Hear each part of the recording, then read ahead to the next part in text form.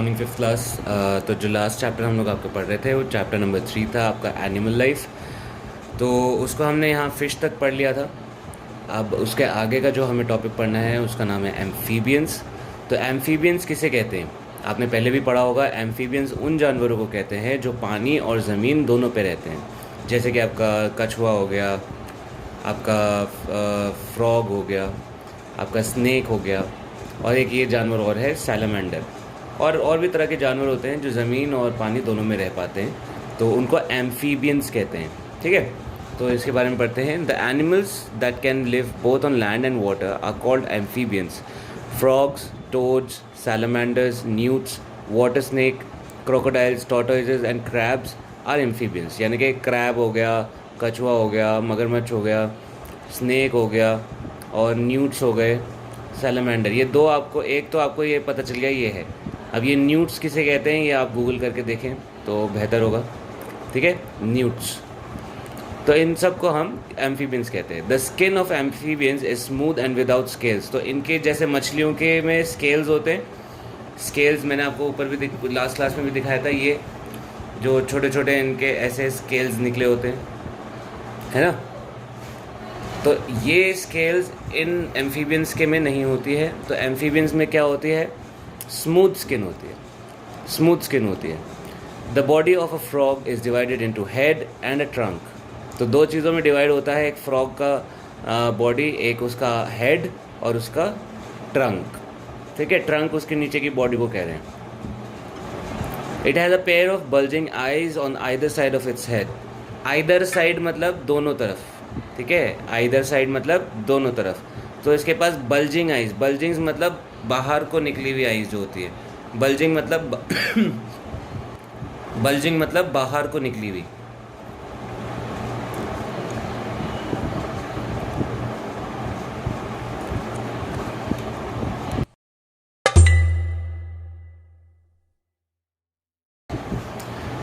तो बल्जिंग मतलब बाहर को निकली हुई आंखें होती हैं इसकी ऐसे। ठीक है, और इनका जो स्किन होता है वो स्मूथ होता है। तो ये दो चीज़ें हमने ऊपर के पैराग्राफ में पढ़ी हैं। आगे हम पढ़ेंगे a pair of outer membrane called tympanum are present on the head, they are useful for hearing. तो इनके देखो आप, वैसे बेसिकली इनके कान आपको नहीं दिखेंगे। तो ये एक फ़न फैक्ट भी है और ये एक आपका मतलब इन्फॉर्मेशन के लिए बहुत अच्छी चीज़ है कि जो फ्रॉग्स हैं वो कहाँ से सुनते हैं, ये अपने हेड से। ये इनका जो हेड होता है ना, इसके ऊपर एक परत होती है, एक लेयर होती है जिसको हम टिम्पेनम कहते हैं। क्या कहते हैं, टिम्पेनम। ये आपके इनके फ्रॉग्स के, सैलमेंडर के, गिरगिट, इसके जो और भी तरह के जो आपके जानवर होते हैं उनके हेड पे आपको ये मिलता है, सर पे। और ये इनको सुनने में मदद करता है, ये उनको सुनने में मदद करता है। तो ये सुनते कहाँ से है, अपने हेड से, यानी कि टिम्पेनम से। It has a wide mouth, skin frog, the skin of frog is always moist. तो इनका जो मुंह होता है बहुत बड़ा होता है, वाइड होता है, और इनका जो स्किन होता है वो मॉइस्ट होता है, यानी कि गीला रहता है।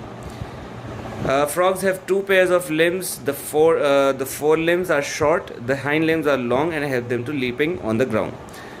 तो frogs के कितने limbs होते हैं, दो ऊपर और दो नीचे। ठीक है, दो ऊपर दो नीचे। ये नीचे ये भी फ्रॉग ही है, ये इनके जो आगे के टांगें होती है छोटी होती है, पीछे की टांगें देखो इतनी बड़ी हैं। तो इससे क्या हेल्प मिलती है इनको, लीप करने में। लीप मतलब उछलने में। तो ये लंबी लंबी छलांग मारने में, छलांग मारना को कहते हैं बेसिकली। मैंने उछलना लिख दिया, तो इसका मेन मतलब है छलांग मारना, छलांग मारना। ठीक है, लीपिंग का असली मतलब। तो ये छलांग मार पाते हैं ज़मीन पे। The toes of hind limbs are webbed and help the frog to swim in water. तो इनके जो टोज होते हैं, जो पैर होते हैं, वो वेब्ड होते हैं, उनमें वेब लगी होती है। ये देखो ऐसे पैर होते हैं इनके। तो ये जो है इनका, ये जो स्किन आप देख रहे हो यहाँ पे, उनके उंगलियों के बीच में जो स्किन होती है ये ऐसी होती है, मतलब फैली हुई होती है, ताकि ये पानी में आराम से तैर सके। वेब्ड स्किन कहते हैं इसे। तो इसको क्या कहते हैं, webbed skin. It has a long sticky tongue, sticky मतलब चिपचिपी, स्टिकी मतलब चिपचिपी। तो it has a long sticky tongue to catch insects, it reproduces by laying eggs. तो इनकी जो ज़बान होती है बहुत चिपचिपी होती है ताकि अपने एक शिकार को खा सके, और चिप मतलब अपने टंग से ये शिकार करते हैं। और आपके जो ये फ्रॉग्स होते हैं ये अंडे दे के बच्चे पैदा करते हैं, अंडे देते हैं। On land it breathes with a pair of lungs, in water the frog breathes through its moist skin.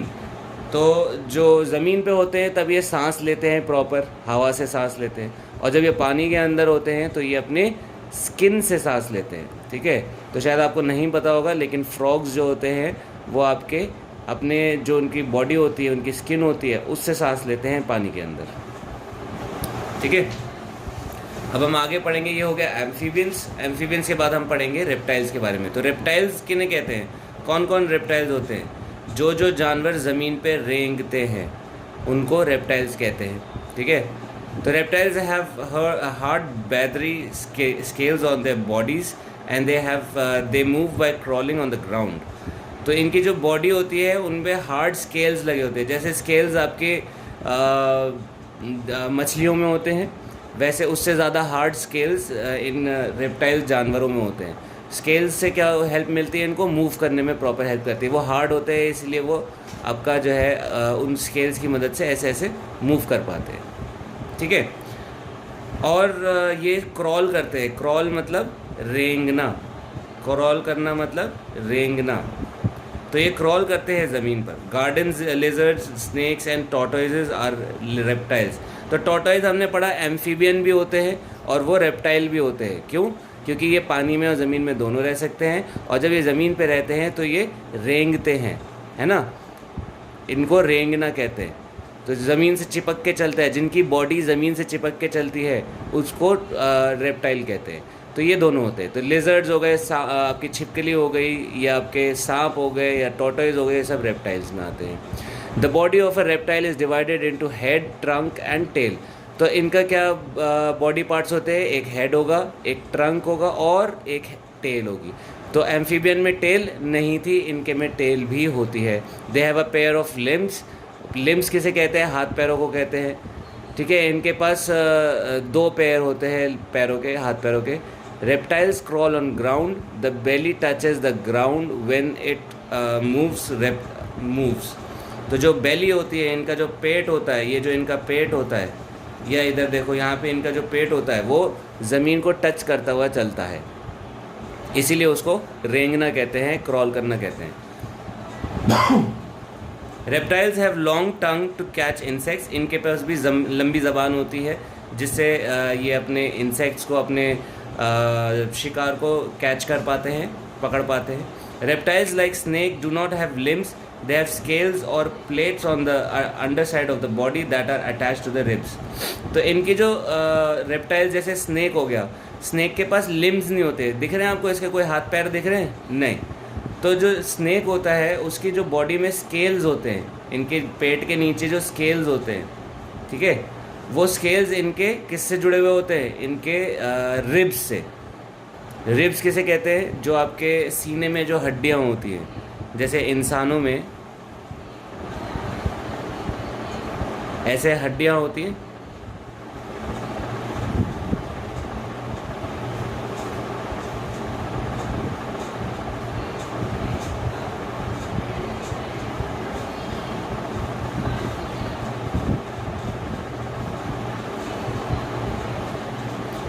और सीने में ऐसे हड्डियाँ होती हैं।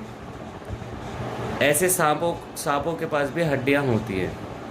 ठीक है, तो इनके जो स्केल्स होते हैं वो इनके हड्डियों से जुड़े हुए होते हैं। ठीक है, तो उससे क्या होता है, जब ये अपना पेट को मूव करते हैं और वो स्केल जब ज़मीन से थोड़ा टच होता है और वो उसको हेल्प करता है चलने में। ठीक है, the strong and flexible muscles of snake contract and expand and thus help it to move forward. तो जो इनके जो बॉडी के जो मसल्स होते हैं ये स्ट्रॉन्ग होते हैं, तो ये इस तरह अपने बॉडी को जो है मोड़ पाते हैं, या फिर मतलब कॉन्ट्रैक्ट करते हैं मतलब दबाते हैं, फिर एक्सपैंड करते हैं मतलब छोड़ते हैं। तो उस तरह अपने मसल्स को दबा के छोड़ के ये अपनी बॉडी को आगे चला पाते हैं, रेंग पाते हैं। ठीक है। रेप्टाइल्स ब्रीथ थ्रू लंग्स, तो इनके पास क्या होते हैं, लंग्स होते हैं, सांस लेने के लिए लंग्स होते हैं, जैसे इंसानों के लंग्स होते हैं। ठीक है। तो ये हो गया रेप्टाइल्स के बारे में। अब थोड़ा बहुत हम बर्ड्स के बारे में पढ़ेंगे। तो birds are the most important species among the animals. सबसे ज़्यादा इम्पॉर्टेंट स्पीशीज़ मतलब प्रजाति, स्पीशीज़ मतलब प्रजाति। तो जितनी सारी प्रजातियां हैं आपकी, जानवर हो गए, इंसान हो गए, या फिर आपके प्लांट्स हो गए, ये सारे जो होते हैं स्पीशीज़ होते हैं। तो बर्ड भी क्या है, एक स्पीशीज़ है। और ये स्पीशीज़, ये प्रजाति सबसे ज़्यादा इम्पॉर्टेंट मानी जाती है एनिमल्स के बीच में। ठीक है। क्यों? They vary in colour, size and behaviour, but all of them have similar body forms. तो सबकी बॉडी एक जैसी होती है, बट उनका किसी का साइज़ अलग होगा, किसी का कलर अलग होगा ज़्यादातर, लेकिन बॉडी जो आपको मिलेगी, 2 पंख, 2 पैर, 1 चोंच, ये सब आपको सेम ही मिलेगा। हर बर्ड में ये आपका होता ही होता है। ठीक है। सबका the body of the bird is divided into head, neck and trunk. तो ये हेड हो गया, ये इनकी गर्दन हो गई, नेक, और इनका ट्रंक, जो बाकी का बॉडी हो गया, वो उनका ट्रंक कहा जाता है। The body of bird is covered with feathers. इनकी पूरी बॉडी पे आपको पंख मिलेंगे, छोटे छोटे पंख, feathers. Feathers protect them from cold, rain and help them to fly. तो जो फेदर्स होते हैं वो इनको सर्दी से, बारिश से बचा के रखते हैं और इनको उड़ने में मदद करते हैं। Birds breathe through lungs. ये भी अपना जो सांस लेते हैं, लंग्स से सांस लेते हैं। लंग्स कैसे दिखते हैं?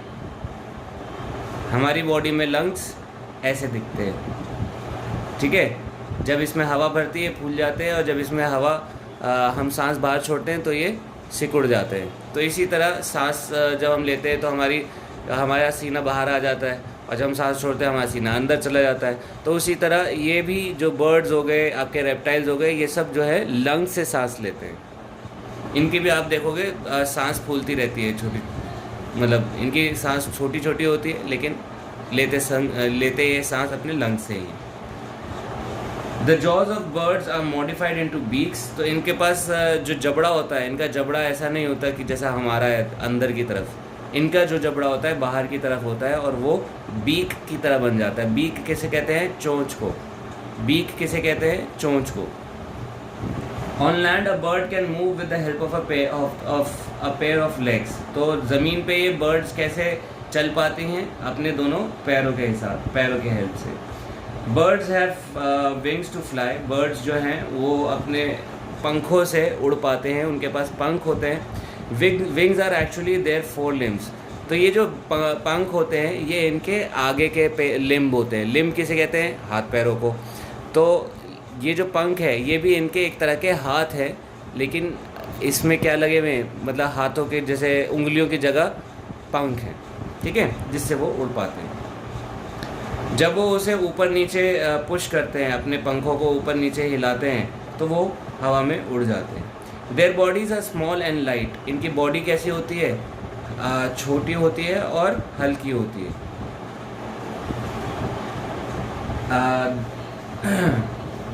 Birds use their hind limbs to perch on a branch of a tree and to walk on or hop on the ground.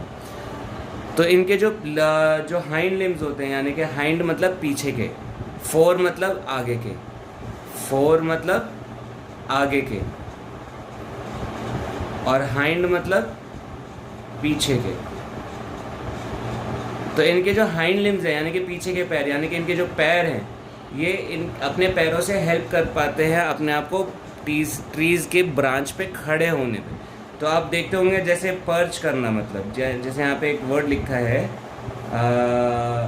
Perch on a branch of tree. तो जैसे एक चिड़िया कैसे बैठती है, जो ब्रांच होगी, ये जैसे लकड़ी हो गई या फिर पेड़ हो गया, उस पर अपने जो पैर है ऐसे फंसा के बैठती है यूँ। तो इसको पर्च करना कहते हैं। ठीक है, ये क्या कर रही है? पर्च कर रही है ट्री पे। ठीक है, तो उसको बैठने को क्या कहते हैं? पर्च करना कहते हैं। एंड टू वॉक, चलने में हेल्प करते हैं ये दोनों हाइंड लिम्स। और हॉप मतलब छोटा छोटा कूदना, हॉप मतलब कूदना। कूद के जैसे आगे बढ़ती है ना, छोटी छोटी ऐसे ऐसे ऐसे करके आगे बढ़ती हैं, तो वो उसको हॉप करना कहते हैं. However, not all birds can fly. Ostrich, emu, penguin cannot fly because they have large, heavy bodies and very poorly developed wings. A bird lays eggs, and egg hatches into a baby bird. तो जो birds होती हैं, ज़रूरी नहीं कि की सारी birds जो है वो उड़ पाए. जैसे आपका ऑस्ट्रिच हो गया, पेंगुइन हो गया, इनके पास जो है जो बॉडी होती है इनकी, एक तो बहुत भारी होती है ऑस्ट्रिच की, पेंगुइन्स की, और इनके जो पंख होते हैं वो डेवलप नहीं होते अच्छे से, यानी कि पंख छोटे छोटे होते हैं इनके, और इनकी बॉडी के हिसाब से उतना वेट नहीं उठा पाते हैं कि वो उड़ पाएँ. इसीलिए जो है पेंगुइन्स और ऑस्ट्रिचेस उड़ नहीं पाती. और बर्ड्स जो है वो अंडे देती है, अंडे दे के बच्चे पैदा करते हैं. तो ये हो गया आपके बर्ड्स के बारे में.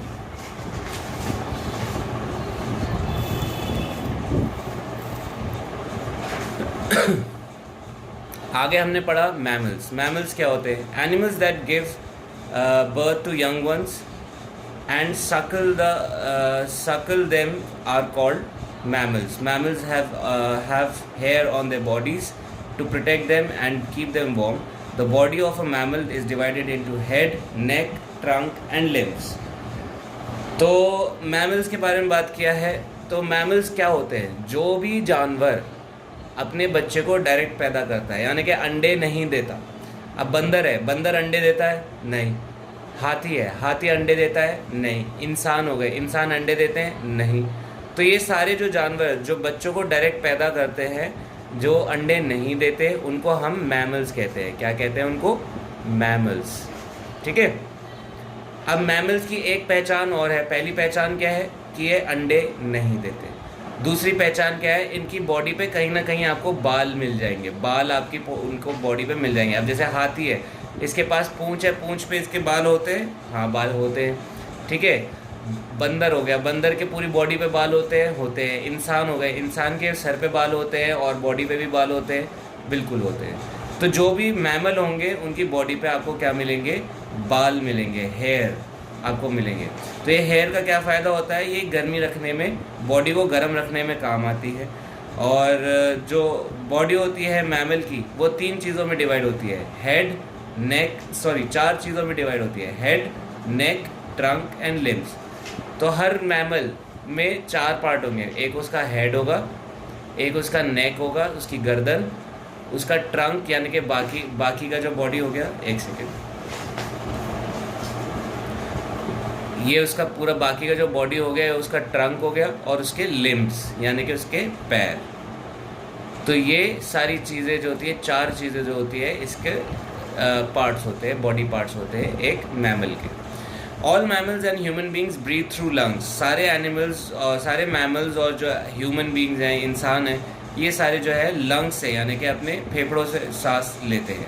Humans have 2 lungs, 1 on each side of the heart. The lungs are spongy elastic bags. अब मैंने आपको पहले भी एक फ़ोटो बना के दी थी. देखो यहाँ पे आपके बुक में फ़ोटो दी गई है, पेज नंबर 26 पे. ये आपका लंग्स होता है. ये ऐसा दिखता है आपका लंग्स. ठीक है. ये हार्ट इसके बीच में होता है. दोनों साइड पे आपको लंग्स दिखेंगे. और ये स्पॉन्जी होता है. स्पॉन्जी किसे कहते हैं? आपने देखा होगा एक आप घरों में ज़्यादातर जैसे बर्तन साफ़ करते हैं तो वो कपड़ा कैसा होता है? स्पॉन्जी होता है. उसको दबाओ तो उसमें से मतलब वो पूरा एकदम सिकुड़ जाता है. उसको छोड़ो तो वो खुल जाता है ना. तो वो स्पॉन्जी होता है. ठीक. आगे बढ़ते हैं. The lungs are spongy elastic bags. तो ये स्पॉन्जी होते हैं, और इलास्टिक मतलब ये खींचने वाले बैग्स होते हैं. आप ज़्यादा सांस लोगे तो ज़्यादा आपके सीना चौड़ा हो जाएगा, यानी कि आपका लंग्स जो है ज़्यादा भर जाते हैं. ठीक है. The lungs have tiny tubes inside them called bronchi and a number of air pockets. तो ये जो लंग्स है, इनमें आप देखोगे ऐसे छोटे छोटे जो है ट्यूब्स हैं. ये दिख रहा है आपको? ये वाइट कलर के आपके ट्यूब्स बने हुए.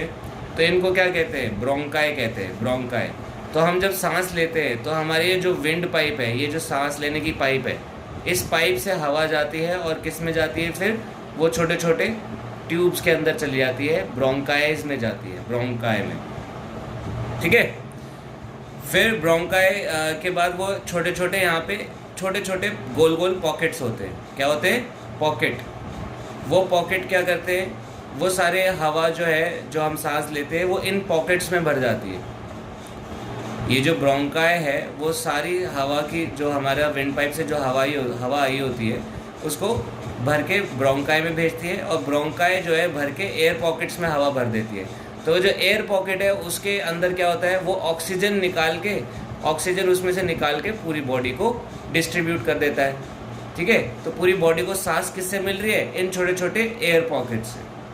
ठीक है, the blood comes to the lungs through tiny blood vessels called capillaries. अब मैंने आपको बताया ना, ये जो छोटे छोटे एयर पॉकेट्स हैं इनसे क्या जुड़े हुए हैं? छोटे छोटे कैपिलरीज, यानी कि छोटे छोटे वेन्स, छोटे छोटे ब्लड वेसल्स। ब्लड वेसल्स क्या होते हैं? जिसमें खून होता है। तो हमारी बॉडी हवा भरती है विंड पाइप से, विंड पाइप हवा भेजती है सारे ब्रोंकाइज में, छोटे छोटे जो ट्यूब है, और ब्रोंकाइज हवा भेजते हैं एयर पॉकेट में।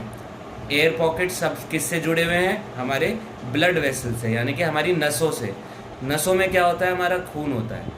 तो जब हम सांस लेते हैं जो ऑक्सीजन होती है वो एयर पॉकेट हमारे खून में भेजती है। ठीक है, तो हमारे खून में क्या है? नया ऑक्सीजन भरता रहता है। जैसे हम सांस लेते हैं नया ऑक्सीजन हमारे जो खून में जाता रहता है। ठीक है, तो जब हम नाक से सांस लेते हैं एयर हमारे लंग्स में जाती है, लंग्स हमारे बड़े हो जाते हैं क्योंकि एयर पॉकेट्स हवा से भर जाते हैं। Here exchange of gases take place, the blood present in the lungs absorb oxygen from the air and releases carbon dioxide. फिर जो मतलब जैसे वही है कि हम ऑक्सीजन जो है ब्लड में वापस ब्लड के अंदर भेज देते हैं, और जो हमारे ब्लड में कार्बन डाइऑक्साइड होती है वो वापस ब्रोंकाई से फिर विंड पाइप से होते हुए बाहर चली जाती है। तो हम सांस जब छोड़ते हैं तो वो कार्बन डाइऑक्साइड होती है ना? वो क्या होती है? Carbon dioxide. तो जो हम सांस लेते हैं वो पूरी हवा होती है, उस हवा में से हम ऑक्सीजन निकाल लेते हैं हमारे एयर पॉकेट से, और एयर पॉकेट से फिर कार्बन डाइऑक्साइड बाहर निकलती है विंड पाइप से, नाक से बाहर। ठीक है, तो जो हम नाक से हवा सांस बाहर लेते हैं वो हम एटमॉस्फेयर में अपने छोड़ देते हैं। तो जो हमारा आसपास जो हमारा एटमॉस्फेयर है, जो जहाँ पे हम खड़े हैं उसको एटमॉस्फेयर कहते हैं, उसमें हम खुली हवा में अपनी सांस छोड़ देते हैं। Mammals have well developed organ systems and sense organs. Mammals have 4 well developed limbs. Cows, camels and dogs use their 4 limbs for walking and running. Human being use only 2 limbs for walking. They are called hind limbs, and their hands for 4 limbs for holding and catching things. तो जो mammals होते हैं इनके पास proper 4 limb होते हैं ज़्यादातर। ठीक है, तो आगे के पैरों को कहते हैं 4 लिम्ब और पीछे के पैरों को बोलते हैं हाइंड लिम्ब। तो जैसे कैमल हो गया, कुत्ता हो गया, बिल्ली हो गई, ये चारों पैरों पे चलते हैं। ठीक है, लेकिन जो इंसान होते हैं वो इंसान आपके हाइंड लिम्ब से चलते हैं, यानी कि पीछे के पैरों से चलते हैं, और जो उनके 4 लिम्ब है यानी कि जो इनके हाथ है ये आपके दोनों हो गए क्या? हाइंड लिम्ब, आपको दिख नहीं रहा होगा, और ये ऊपर के जो हाथ हो गए ये आपके हो गए 4 लिम्ब्स। तो जो इंसान होते हैं हाइंड लिम्ब से चलते हैं, 4 लिम्ब से चीज़ें पकड़ते हैं और कैच करते हैं और बाकी के काम करते हैं। अब हम पढ़ेंगे माइग्रेशन एंड लोकेशन। माइग्रेशन और रिलोकेशन ऑफ एनिमल्स को क्या कहते हैं? तो माइग्रेशन क्या होता है? माइग्रेशन जब एक जानवर एक जगह छोड़कर दूसरी जगह जाता है तो उसको माइग्रेशन कहते हैं, और ये पूरे साल चलता है। तो some animals move to long distances at certain times of the year. They travel in large groups. This mass movement of animals from one place to another is called migration. Animals migrate to escape harsh weather in search of food and to search their breeding grounds where they can safely give birth to their young ones. Some birds like stork, Siberian crane and mallard duck visit India every winter. Migration is common in birds. The Arctic tern travels a distance of nearly 70,000 kilometers in a year from North Pole to South Pole. Scientists use various methods of study migration. Rings and tiny transmitters are fixed on animals to track their movements and patterns. तो migration एक बहुत ही important और बहुत ही interesting fact है इसमें क्या होता है कि जो एनिमल्स होते हैं, जो जानवर होते हैं, कुछ ऐसे होते हैं जो मौसम के हिसाब से रहना पसंद करते हैं। यानी कि अगर कुछ सर्दी वाले जानवर हैं, ये ज़्यादातर बर्ड्स करती है ये। तो अगर कोई बर्ड आपकी जो सर्दी में रहना पसंद करती है, तो मान लो जैसे अभी इंडिया में सर्दी है तो वो यहाँ रहेंगी, फिर इंडिया में गर्मी आने लगेगी तो वो इंडिया को छोड़ के ऐसी जगह चली जाएंगी जहाँ पे ठंड होगी, साइबेरिया होगी। ठीक है, तो कुछ जैसे बर्ड्स यहाँ पे नाम लिखा है, स्टॉर्क हो गया, साइबेरियन क्रेन हो गई, मैलर्ड डक हो गई, ये हर साल इंडिया आते हैं। कब? विंटर में। और जब समर आती है इंडिया में तो वापस अपने अपनी जगह चले जाते हैं। ठीक है, तो ज़्यादातर बर्ड्स जो होती हैं वो ये काम करती हैं। और जब ये सब एक साथ ऐसा करने लगती हैं, सारी के सारे चिड़िया, कबूतर मान लो या कौवे मान लो, जब एक जगह छोड़ के दूसरी जगह जाने लगते हैं तो उसको माइग्रेशन कहते हैं। ठीक है, एक ख़ास बर्ड के बारे में यहाँ बात हुई है, वो आपकी बर्ड है आर्कटिक टर्न। तो मैं आप लोगों से रिक्वेस्ट करूँगा, ये जो 3-4 बर्ड्स हैं, Arctic tern, Siberian crane, mallard duck, stork, ये 4 बर्ड्स को आप गूगल करो, फ़ोटो देखो इनके बारे में पढ़ो। अब आर्कटिक टर्न को स्पेशल क्यों यहाँ पे मेंशन किया है? आर्कटिक टर्न जो है वो हर साल 70,000 किलोमीटर का सफ़र तय करती है। क्या 70,000 किलोमीटर एक साल में तय करती है? अब जो हमारी अर्थ है, आपको पता है, ऊपर नॉर्थ पोल है और नीचे साउथ पोल है। तो जब मतलब जो ये बर्ड होती है आर्कटिक टर्न, ये सर्दियों में रहना पसंद करती है। तो जब साउथ पोल से माइग्रेट करना शुरू करती है तो ये नॉर्थ पोल तक जाती है, और जब नॉर्थ पोल से माइग्रेट करना शुरू करते हैं तो ये साउथ पोल तक जाते हैं। तो ये इतना पूरा दुनिया का डिस्टेंस कवर करते हैं सिर्फ माइग्रेट करने के लिए। ठीक है, और माइग्रेट क्यों करते हैं ये मैंने आपको बताया। सर्दी वाला जानवर है तो सर्दी में रहना पसंद करता है, इसीलिए वहाँ जाता है। दूसरा, इनको खाना जो होता है, इनके अपने जैसे सर्दी वाला जानवर है तो सर्दी जैसे मान लो